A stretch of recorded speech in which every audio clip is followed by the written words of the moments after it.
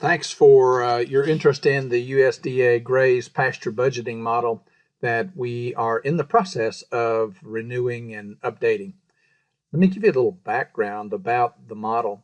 The GRAZE model was actually built on some work that has started a long time ago in Kansas and was continued with something called Kentucky beef in Kentucky that was programmed in BASIC or a subsequent computer program.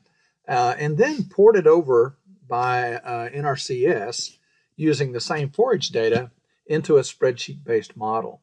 That model was a forage balance model and very simple, and it would run in an Excel spreadsheet program. Well, over the years, the interface became a little hard to use, especially with anything less than a big computer screen.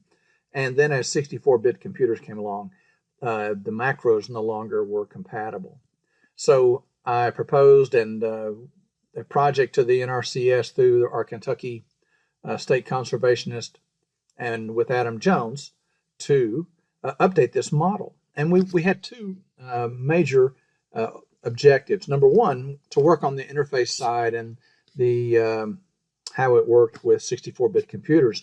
And number two, was to look at the forage data, the database that it's using to pull from for the forage balance model, and see if there were some changes that needed to be made and update those for our conditions here in Kentucky. And another goal, and we have not tested this goal yet, and that is that we feel like that the model is simple enough that if another individual, another state, another region wanted to adapt that list of forages to their conditions, that it would be pretty simple to do as long as they stayed within the number of forage options that are presented. So how does the model work?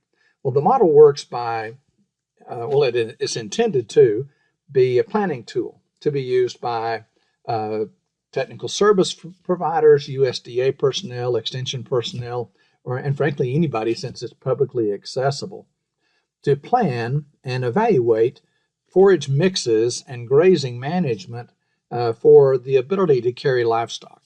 And so therefore, the gist of this is you will need to enter your forage base a field at a time, and you're able then to select the forage, and then you can select the soil suitability group that forage is grown on.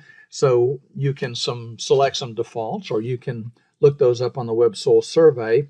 There is some yield adjustments made when we grow, for example, forage that is only moderately tolerant of wet soils on a wet site.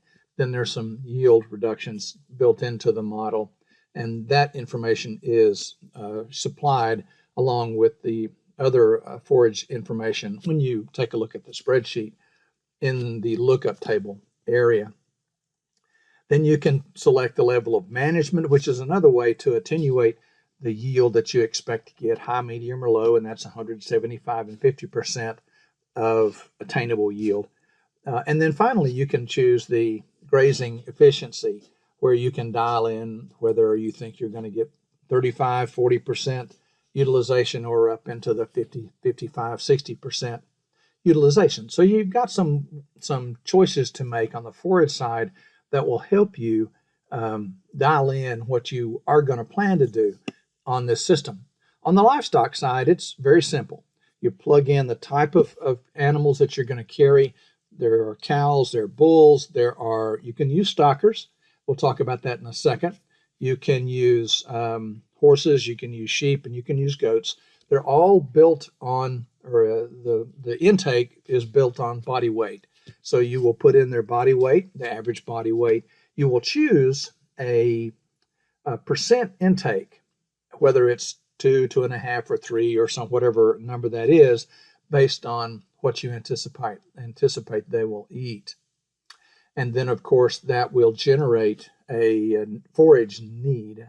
Now, the model is ultra simple in that it does not account for growing animals. So whenever you choose to put in stockers, you will have to choose the month or months that you're going to be grazing them.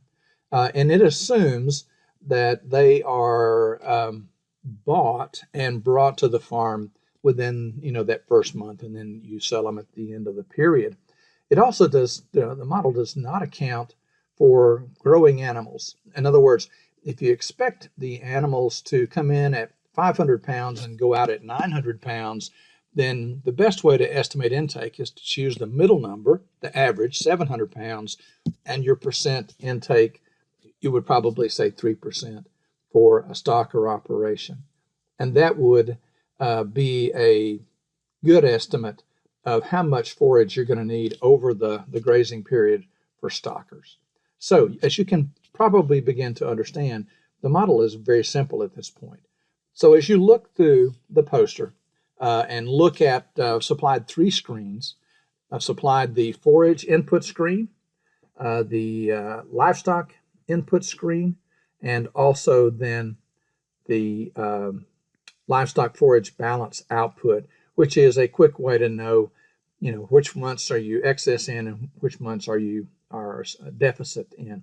So in summary, we have maintained the functionality of the old version with an improved interface.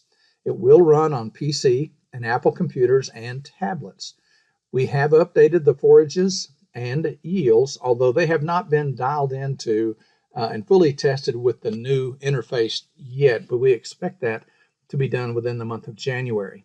It is designed to be customizable with other forage data to adapt to other regions. It does require Microsoft Excel to run, and it will be available online and at no charge. So I'm very pleased for the help of especially Evelyn Denev, our web developer and programmer at the University of Kentucky, and my co-authors Ray Smith, Chris Teutsch, and especially Adam Jones with the NRCS here in Kentucky for their excellent leadership and advice. Thank you so much.